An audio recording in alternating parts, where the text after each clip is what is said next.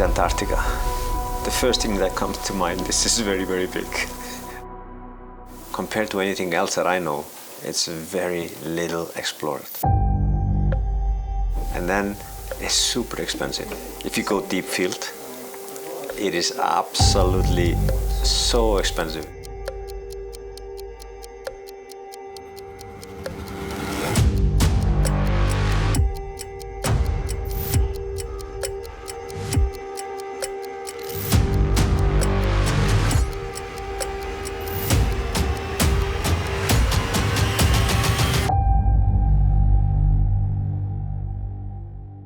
We were really starting to worry on how do we do this expedition, because we were burning up our time on the other end when we would have to return and finish the expedition. So when we came down here, we a little bit in the dark of what we will find, what the conditions will be on the cars.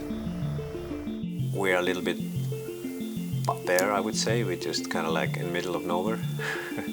Having to dig up the vehicles and all the old equipment is on the vehicles. First phase was basically to evaluate the situation, see the conditions of the vehicles. The next thing is to try to get ourselves some kind of a shelter to work with. Done this, we can start moving the cars and getting air into the tires and so they can run. So, and the next step when we are doing this maintenance and when we get the parts is to get expedition ready. We're gonna go around here and try to find a new exit. Margarita Bay, Cape Jeremy. So it can be exited by a ship. So that's the plan.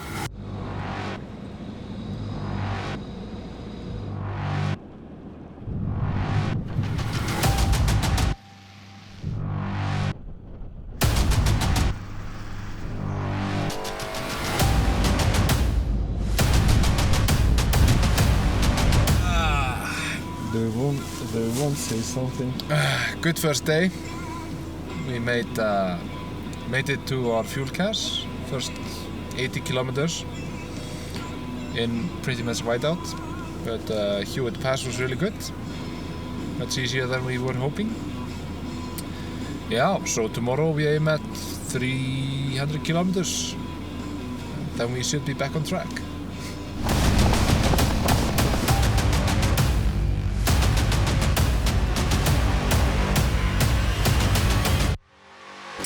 Okay, so I want to explain a bit about our cars. And this is a car we built in 2011. These cars should be able to drive on a normal street, on a normal highway, and be legal in Iceland. But they function really well here in Antarctica as well. We have to do a lot of things with the fuel, because we are dealing with a lot of very cold fuel, and we are dealing with jet fuel instead of diesel. We have about 750 liters of fuel that are underneath, and then it can carry about 1.4 tons of fuel on the back.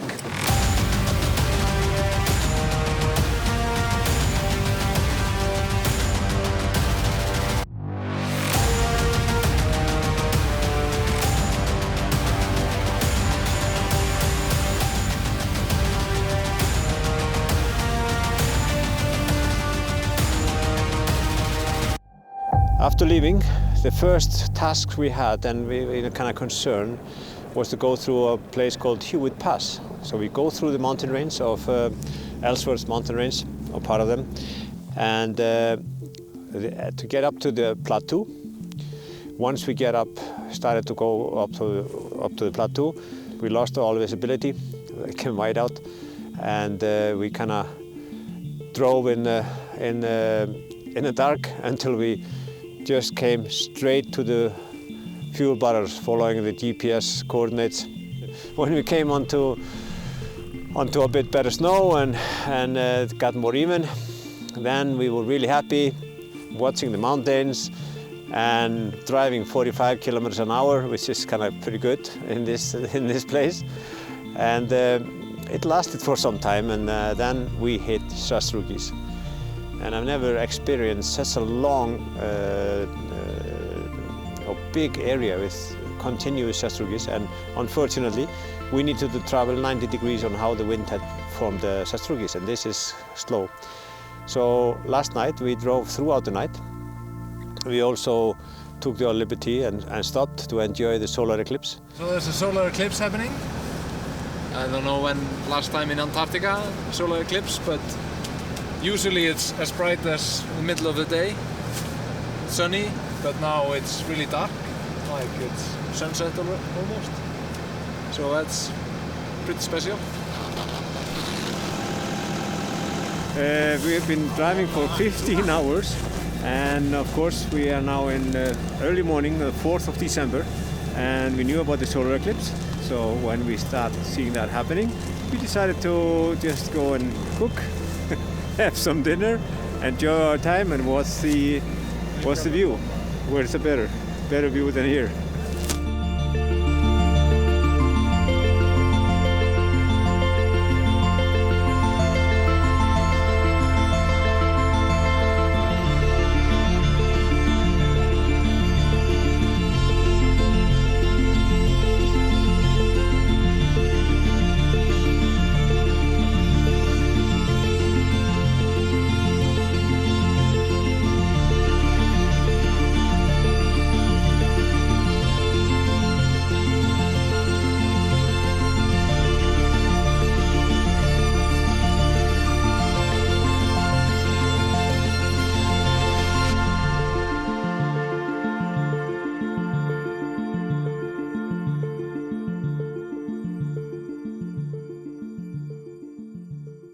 We need to be able to take our own fuel and our load with us. But now we are trying out a new sled. One of the things we were testing was the fuel sled. And this is the first, let's say, an experimental setup. And even if it has been really hard to pull, at least for a while, it's done the sastrugi amazingly well.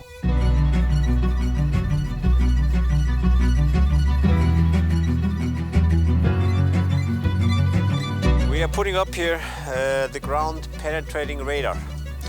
So this is a system for us to detect if there are crevices ahead of us.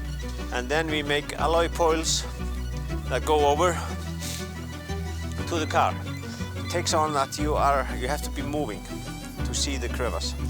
And the radar sends out down like a cone, a little bit in front, down in front, behind itself, to the sides.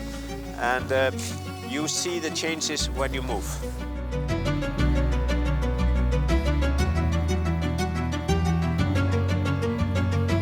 A lot of food. I think we probably will be carrying about 200-300 kilos of food. One thing that I would like to show you, and that's our toilet. So in Antarctica we bring everything with us out again. So this bar here, we call it the crevasse bar. Basically, it's a short one. Just if you fall into a crevasse, let's say the car comes across, you will have more time before it falls down. So we have high and low. We have a low gear and we have another low gear. So there are two low gears. And we call the second low gear a crawler gear.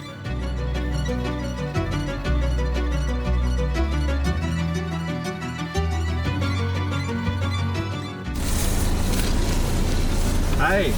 How you doing, guys? Good. Coffee? We find someone. We are not alone. Yeah. Yes. We just accidentally bumped into a tractor train from BAS, this Antarctic survey. They're on the way down to the cache we saw earlier. We drove by yesterday, and it's kind of funny to see all in the middle of nowhere people, and they invited us to come in and talk, and we had a quick stop. They were very surprised to see us coming out of nowhere. So it's funny.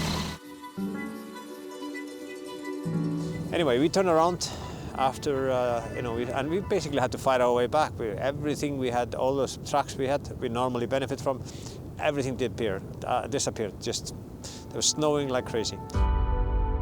Kind of meaning this expedition is coming to an end at this point, but this is only part of a very big, a much bigger expedition, a much bigger adventure. We're doing research on this, testing the ground for something very, very unique, which I'm really, really proud of being part of. And what more should I say? I don't know. Any questions?